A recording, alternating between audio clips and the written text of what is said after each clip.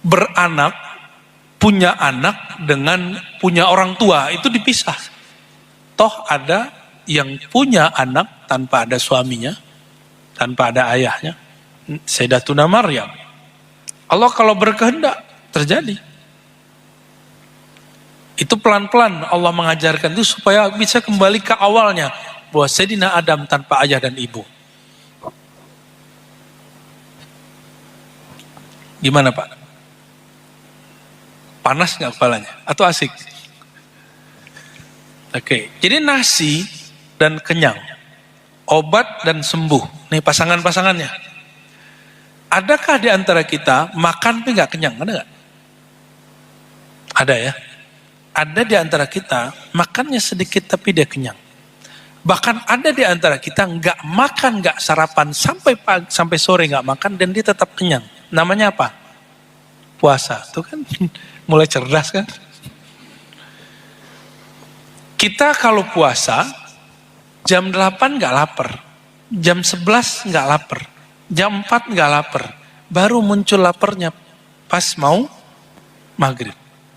Kok bisa? Jadi sebenarnya lapar dengan makan itu berkait gak? Secara hukum alam ya, tapi dalam hukum kudrat iradat Allah itu dua hal yang terpisah, yang kemudian Allah matchingkan. Cuma karena sering orang melihat berulang, dia kira makan itu pasti kenyang, obat itu pasti sembuh. Padahal banyak yang berobat mati. Ya, bener gak? Katanya vaksin biar gak kena virus. Divaksin malah mati. Ada juga yang begitu ya. Katanya kalau ke rumah sakit, ke dokter, sembuh. Ternyata banyak orang ke rumah sakit cuma mengantarkan nyawa. Ya. Mungkin sudah ada keluarganya yang begitu, juga ada yang praktek mungkin sebagai dokter, orang kesehatan, bekerja di dunia kesehatan, itu terjadi. Ada teman kita bolak-balik masuk rumah sakit, nggak mati-mati Pak. Cuma minum kesedak mati di rumah. Maka kematian dengan penyakit tidak ada hubungan sebenarnya. Disinilah saya paham yang dulu kita riwayatkan dari Imam Tobari dan Imam Qurtubi. Jadi malaikat maut itu protes, bukan protes, sedih, ngadu, ya Allah. Kalau jadi malaikat maut ini ternyata perasaannya halus. Ya Allah, jika aku engkau tugaskan untuk mencabut nyawa, maka semua makhluk akan benci kepadaku. Sampai orang kesel sama dokter, kesel sama obat, kesel sama yang nabrak, kesel sama yang nusuk. Itu kan karena dia melihat zahirnya. Coba kalau dia melihat yang batinnya, pada hakikatnya yang menghidup mematikan Allah. Kesel nggak dia sama dokter salah obat? Kesel nggak dia dengan orang yang nabrak? Mohon maaf nih. Ya, nggak ada keselnya. Sidi Ahmad Al-Badawi, seorang wali kutub di zamannya. Dia punya budak. Budaknya ini lagi khidmat. Lagi megang pisaunya nggak tahu kok tiba-tiba melayang, lepas dari tangannya, ketusuk kena bayinya. Mati Pak. Minta ampun ini budaknya, tapi dia bilang, dah, ini hari kemerdekaanmu, saya merdekakan kamu total. Bukan dimarahin, bukan dihardik. Setelah itu, si budaknya malah menjadi wali. Sidi Ahmad Al-Badawi melihat tidak ada kaitannya ini dengan itu. Kematian sesuatu, asbab sesuatu. Malaikat maut kan ngomong, ya Allah, kalau begini semua makhluk benci kepadaku. Apa kata Allah? Tenang, malaikat maut. Aku akan ciptakan asbab-asbab, sebab-sebab untuk menjadi conditioning orang mau mati. Sehingga ketika ada orang mati, mereka tidak ingat kepada engkau. Mereka ingatnya kepada sebab. Jadi kalau ada innalillahi wa inna ilaihi raji'un, kita nanyanya gimana? Sakitnya apa? Gitu Ustaz ya? Bener gak? Iya bener. Tuh, sama. Jadi penyakit sekarang, penyakit itu makhluk loh. Penyakit itu menjadi tumbalnya malaikat maut. Ya, tabrakan, apa itu kejadian-kejadian aja. Padahal Allah kalau mau nggak perlu pakai begitu. Itu sederhananya. Nah, ini yang disebut khalaqal mauta. Allah ciptakan kematian, Allah ciptakan hayat. Semuanya untuk apa? Liyabluwakum ayyukum ahsanu amala. Allah mau lihat kamu dikasih hayat, dikasih keturunan, anak, kawan, saudara, itu goyang gak imannya? Ya, merasa girang yang berlebihan atau stabil aja? Engkau diberikan kematian orang sekitarmu, apakah goyang? Itu liyabluwakum ayyukum ahsanu amala. Jadi kita belajar tadi hayat, kudrat, irat, ini baru 3 sifat. Ya, saya gabung. Aslinya hayat satu pertemuan. Tapi ini biar gampang, biar nyambung, kita gabung menjadi satu pertemuan. Hayat. Orang hidup, orang lahir tidak mesti dengan sebab adanya 2 orang tua. Tapi dalam hukum alam, mesti ada sebab orang tua. Oke? Tapi setelah ini jangan sampai berhenti makan obat ya, yang lagi konsumsi obat ya. Kita masih kena hukum alam. Nah, hukum alam ini disebut hukmul adi dalam bahasa Arabnya, hukum adat. Hukum yang berulang-ulang. Kita sering sebut sunnatullah. Hukum ini, adat, ini kadang-kadang Allah robek. Disebut khariqul adah. Ketika api secara hukum adat yang berulang-ulang dia membakar, Allah putus. Disebut khariqul adah. Jika terjadi pada Nabi disebut dengan mukjizat. Mukjizat itu artinya melemahkan musuh. Di saat Sayyidina Ibrahim dibakar gak kebakar, yang lemah siapa? Namrud dan pengikutnya. Ketika Namrud mengganggu Nabi Ibrahim, gak berhasil. Pakai api unggun. Namrud cuma dimasukin sama lalat kecil, tapi banyak. Dan digerogoti isi otaknya. Kan kita ini sini ada rongga-rongga yang bisa dimasuki oleh makhluk itu. Mati Pak. Jadi Namrud membakar Nabi Ibrahim gak mati-mati. Semut masuk ke dalam kepalanya, mati dia. Nah itu kudrat Allah Subhanahu Wa Taala. Maka api dan membakar terjadi karena Allah kalamkan kun. Jadi kun itu adalah SK, surat kerja dari Allah. Nah, maka jangan sering-sering menyebut kun. Ya. Nanti jadi dukun nanti. Dan di suatu saat ada yang kita kunkan dengan lisan tapi Allah nggak ridho. Makanya ada orang dokter, ada dukun ngobatin nggak sembuh-sembuh. Itu suka-suka Allah dong, ya. Suka-suka Allah yang punya kesembuhan. Obat plus sembuh. Ini hanya bisa berkait jika Allah katakan kun. Berarti ada orang minum obat nggak sembuh, sembuh. Oke? Nah. Jadi setelah ini kita tetap kalau kena api, kalau ada api jangan sentuh-sentuh Pak. Kenapa? Karena kunnya belum ada yang baru. Kunnya yang berlaku masih kun api membakar. Masih itu. Ya, kecuali nanti dikasih ilmunya. Ada Pak ilmunya? Ilmu debus namanya.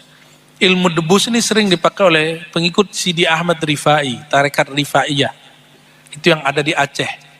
Cuma di Aceh sekarang sisa kebanyakan tarinya, tari Rifaiyah namanya, Irfaiyah atau tari saman. Sama, Rifaiyah sama ini sama, bikin orang bisa debus. Ingin menunjukkan Bismillahilladzi la yadurru ma'asmihi syai'un fil ardi wala fis sama' wa sami'ul alim. Di Banten sebagian masih ada. Cuma pecah 2. Ada aliran zikir, ada aliran sihir. Dua-duanya berbahaya. Ya, main api kok.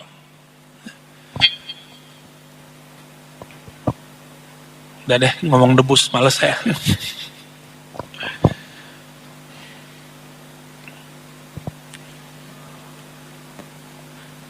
Maka ketika kita makan dan minum, supaya tidak terjebak kepada hukum adat, sehingga kita disebut terhijab, terhalang kepada Allah, mulailah makan minum dengan bismillah. Ya.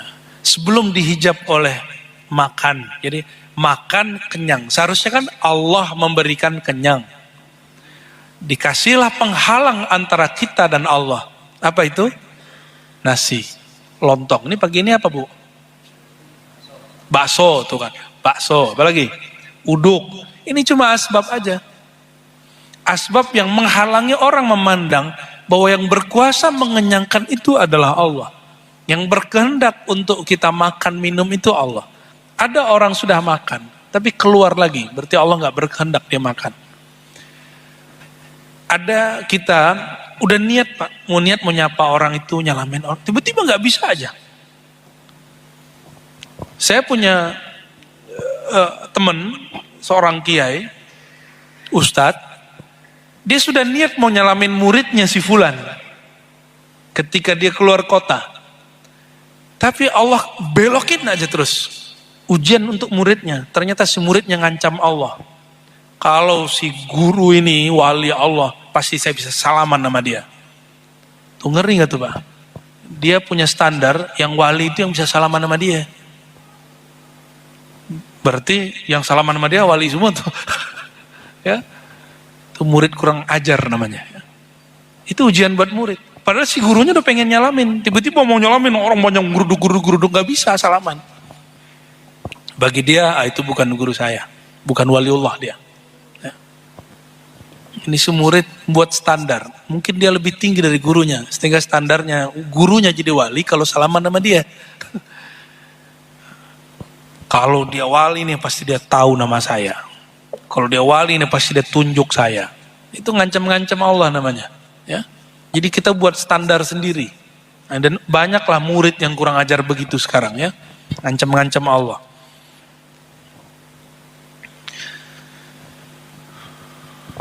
Jadi ada sifat hayat, hidup,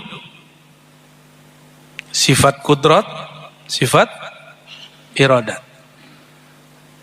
Pernah lihat ada orang, dia kaget, tapi nggak jantungan. Pernah lihat?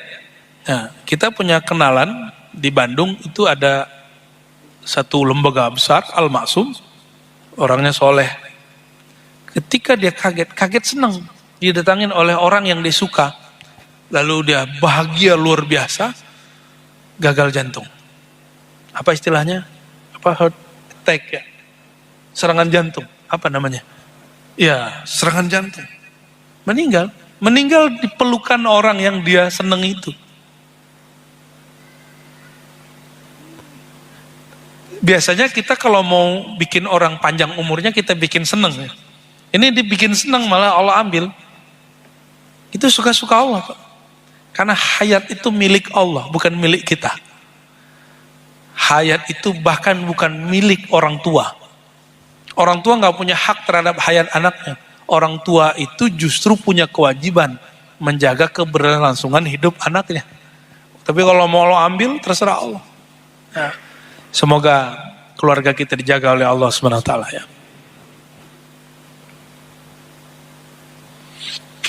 Nah itu hayat, kudrat, iradat.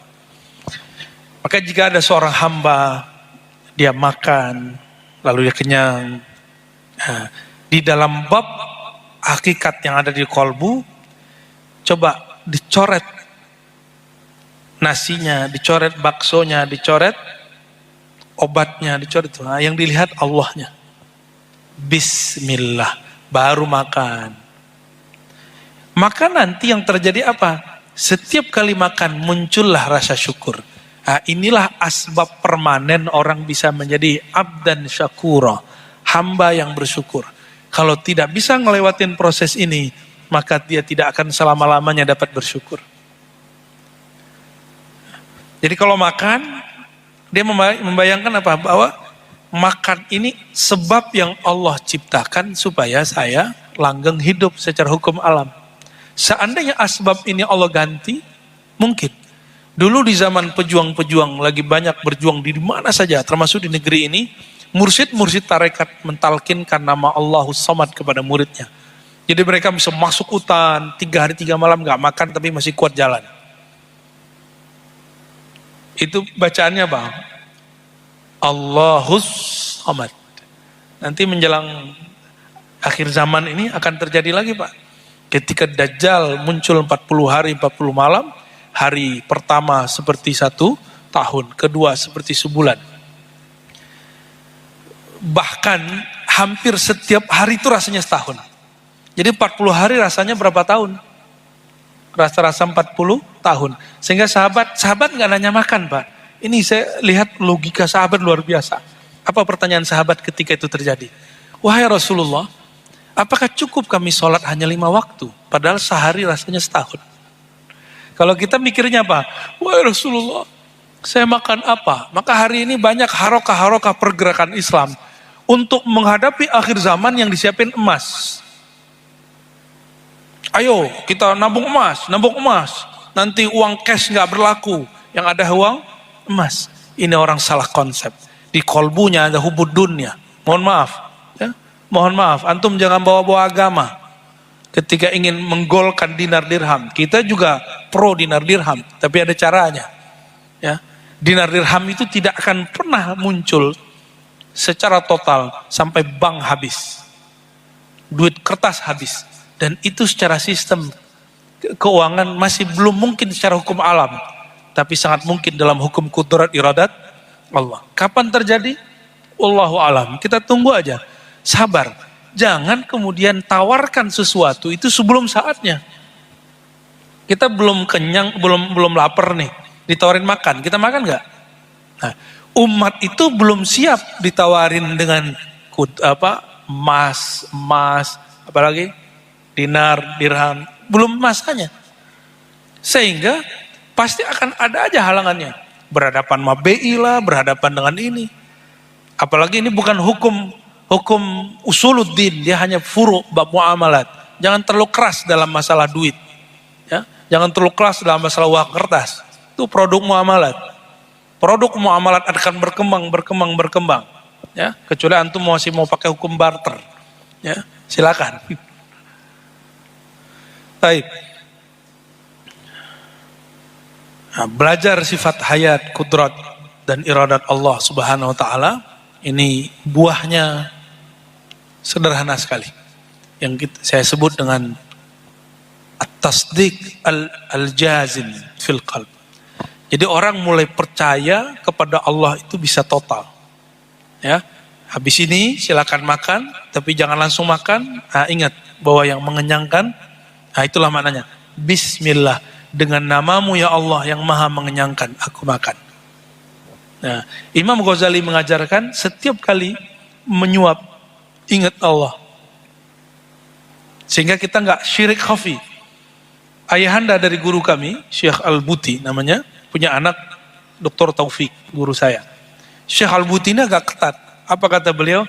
Kamu meyakini air yang menyegarkan, nasi yang mengenyangkan, itu syirik tapi tersembunyi. Inilah yang membuat banyak orang su'ul khotimah walaupun dia sholat 5 waktu. Ini asbab su'ul khotimah Pak. Obat. Dia memandang obat itu pemberi kesembuhan. Cukup dia katakan gini, Bismillah ya Allah, saya mengambil hukum asbab, saya minum obat. Tapi saya yakin penyembuhan darimu. Baru diminum. Seandainya tidak sembuh, dia marah gak sama Allah? Gak marah. Kenapa? Masalahnya obatnya gak nyambung dengan kesembuhan. Kesembuhan itu hak Allah. Sedangkan obat itu cuma cara untuk mencapai kesembuhan. Selama ini kita melihat ada orang bekerja, berangkat pagi pulang sore, bisa beli mobil, beli rumah. Bisa beli ini, beli itu, bisa jalan-jalan. Ya kan? Tapi sudah pernah lihat ada orang gak kemana-mana, rezeki nyari dia? Logika kita, duit gak dicari gak datang. Tapi dalam logika Allah Ta'ala, ada duit yang dicari, ada duit yang mencari. Ada rezeki yang mencari, ada rezeki yang dicari. Itu semuanya berputar. Di depan kita kan ada rumah sakit. Bener? Pada pengen sakit gak? Gak mau sakit kan? Tapi dokter-dokter cukup dia duduk di sana dan ada orang datang. Udahlah sakit, bayar lagi. Ya kan? Tuh, Antum nganterin duit loh ke sana. Dan dokter itu berdoa, ya Allah mudahkan rezekiku. Kalau dokter berdoa mudahkan rezekiku artinya apa? Ya Allah banyakin orang sakit. Bener. Dan itu gak masalah Pak. Oke, orang bank doanya apa? Ya Allah banyakin orang nabung sama orang utang, ya kan? Kalau kita berdoa, Allahumma inni a'udzubika minal ajizi wal kasal wa a'udzubika min ghalabatid dain wa qahri rijal. Ya Allah lindungi aku dari belenggu hutang. Ya kan? Tapi orang-orang sono, orang-orang bank dia berdoa semoga ada orang hutang.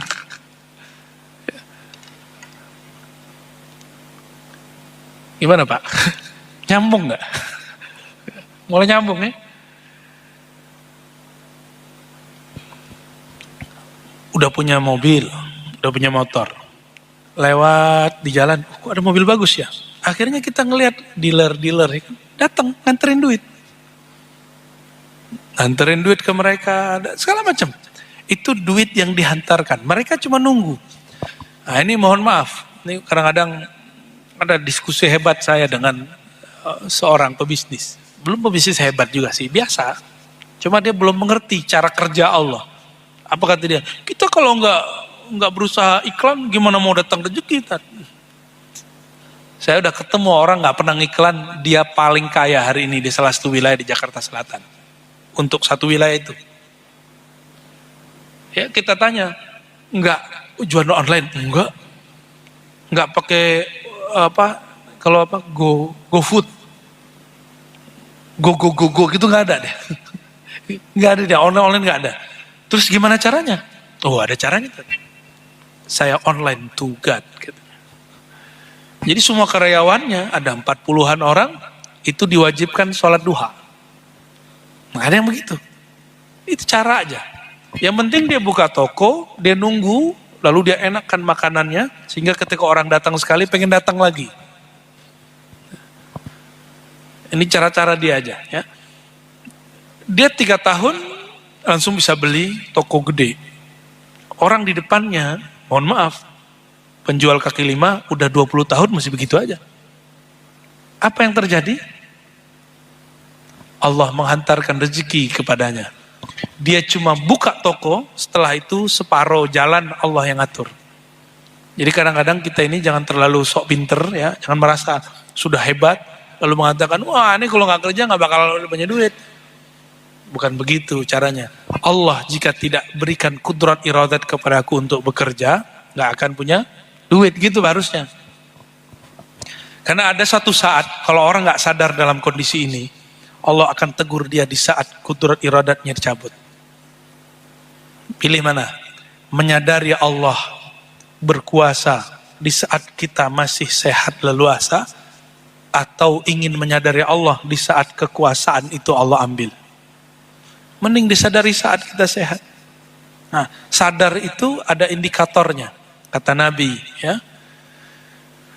Pemberian terbaik adalah dari orang yang sahihun syahih. Ini kalau sudah paham bab ini ada faidah natijahnya dalam bab ruhani. Ketika kamu sahih, badanmu sehat. Syahih, kamu sedang pelit.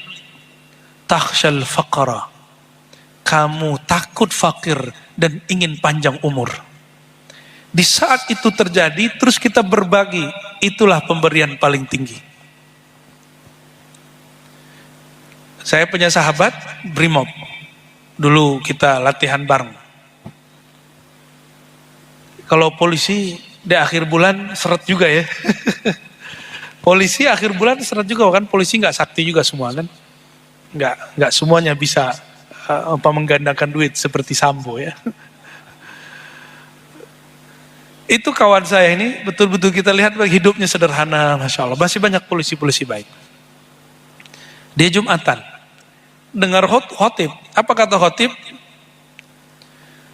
Allah berjanji satu kebaikan hasanah yudhaif akan dilipat gandakan oleh Allah menjadi asyri amsalihah, bi asyri amsalihah, menjadi 10 kali lipat.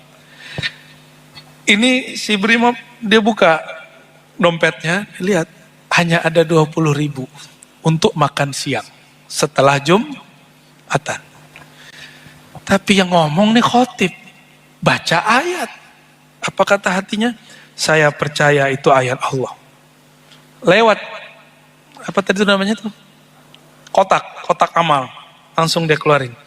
Bismillahirrahmanirrahim. Padahal hatinya deg-degan. Dia lagi cinta itu sama duit. Saya mau makan, syahih. Dia takut miskin, takhsyal faqr. Ntar anak saya jajan bocah, ntar 2.000 gimana? Udah masukin semua, dimasukin semua. Habis itu dia menunggu, ya Allah, aku percaya ayat ini. Akhir bulan, masih ada 5 hari lagi lah kira-kira mau bulan baru. Apa yang terjadi? Dia keluar selesai Jumatan, mulai panik, ya. Mulai panik, ya Allah gimana? Katanya, kata khotib sih ayatnya ada. Duit udah gak ada. Untung masih ada lauk pagi tadi, maka dia pulang makan ke rumah, dia makan lauk tadi pagi. Tiba-tiba sorenya menjelang maghrib ada yang nelfon dari Pondok Indah. Mas, bisa jaga saya, rumah saya. Malam ini aja. Kebetulan dia gak ada tugas di kantornya, langsung berangkat. Pulang-pulang, Mas, makasih ya, salam tempel. Ngasihnya berapa tadi? 20. Pas buka di rumah 700.000. Itu 10 tahun lalu.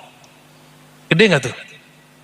20 dapatnya 700. Itu berapa kali lipat? Hitungan sendiri ya.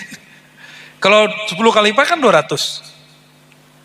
Itu rumus standar. Setiap satu kebaikan 10. Mau ikhlas gak ikhlas sama. Tapi kalau ada bab keyakinan di dalamnya, Allah kasih semacam reward. Nah, reward inilah yang disebut pahala. Bahasa Arabnya thawab. Thawab itu reward. Allah beri penghargaan. Jadi reward ini bukanlah balasan sebenarnya. Reward itu adalah penghargaan dari Allah karena kita mempercayainya. Cuma orang awam salah konsep. Karena seringnya, ayo sedekah rezeki banyak. Bukan begitu. Sedekah itu kita sedekah karena yang memberi rezeki perintahkan kita bersedekah. Karena antara sedekah dan 10 pahala, nah ini kan yang terjadi pada sahabat kita Ustadz Yusuf Mansur ya, semoga Allah jaga beliau ya. Ini jamaahnya salah paham, nggak tahu apa dia yang salah paham, saya nggak ngerti. Tapi saya yakin dia nggak salah paham. Mungkin ada kesalahpahaman dari muridnya, ya. Semoga ada kesalahan dan mau memperbaiki. Memberi sekali, Allah lipat gandakan 10, 700 dan unlimited. Kan begitu rumusannya.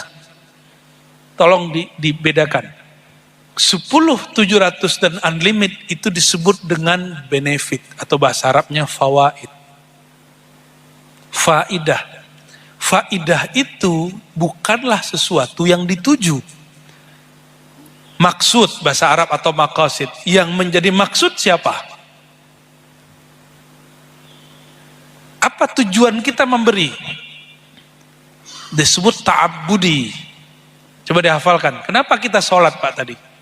Ta'abbudi. Itu sebabnya sholat subuh kita lagi seger cuma 2 rakaat. Sholat zuhur kita capek 4 rakaat. Disebut ta'abbudi. Apa arti ta'abbudi? Kepatuhan hamba kepada Allah. Jadi saya sholat subuh tadi, saya seger. Seharusnya kita tambahnya 3 rakaat, kan begitu? Zuhur kita pindahin tuh 1 rakaatnya ke subuh, kan begitu seharusnya. Tapi nggak begitu logika beragama. Beragama itu ada namanya ta'abbudi. Ini yang mahal. Kepatuhan hamba kepada Allah. Maka saya berbagi bukan karena ingin dapat 10, 700 dan limit itu, tapi karena saya patuh kepada Allah dan saya cinta Rasulullah, beliau suka berbagi. Sederhananya gitu. Jadi seandainya Bapak Ibu berbagi, lalu Allah belum kasih gantinya, gak usah ditunggu-tunggu, biarin aja. Doa dan takdir, doa dan kejadian-kejadian, itu juga sama. Nah kalau orang gak paham, dia akan ngomong, saya sudah doa kok gak dikasih-kasih Allah juga. Nah itu karena dia maksa Allah. Sejak kapan Allah jadi budak kita? Sejak kapan Allah bisa disuruh-suruh? Ya Allah, saya pengen rezeki hari ini. Bisa gak gitu? Anak kita aja belum tentu begitu. Kamu pulang ya hari ini? Oh sorry Pak, saya begitu anak kita. Itu anak kita loh, nggak bisa disuruh-suruh. Apalagi Allah. Jadi jangan kemudian salah adab dalam berdoa. Kebanyakan kita salah adab berdoa, ngatur-ngatur Allah. Karena nggak paham bab hayat, kudrat, iradat. Nah, Bapak Ibu yang bukan Allah, semoga kajian ini bisa membuahkan kearifan dalam hati, mulai kemudian tambah kuat tauhidnya, tetap ambil asbab, tetap minum obat, tapi yang dilihat kesembuhan dari Allah, tetap makan minum, yang muncul rasa syukur kepada Allah. Semoga kajian ini menghantarkan kita kepada kemurnian tauhid, dan Allah wafatkan kita dalam La ilaha illallah Muhammadur Rasulullah. Semoga bermanfaat. Semoga semuanya dalam ridha Allah. Nanti kita lanjutkan yang mau ngaji jam 8 di belakang polsek. Ya, jadi nggak usah tanya jawab dulu Ustaz ya. Tanya jawabnya di sono aja. Kita tutup dengan kafarah majelis. Subhanakallahumma wa bihamdika asyhadu an la ilaha illa anta astaghfiruka wa atubu ilaik. Assalamualaikum warahmatullahi wabarakatuh.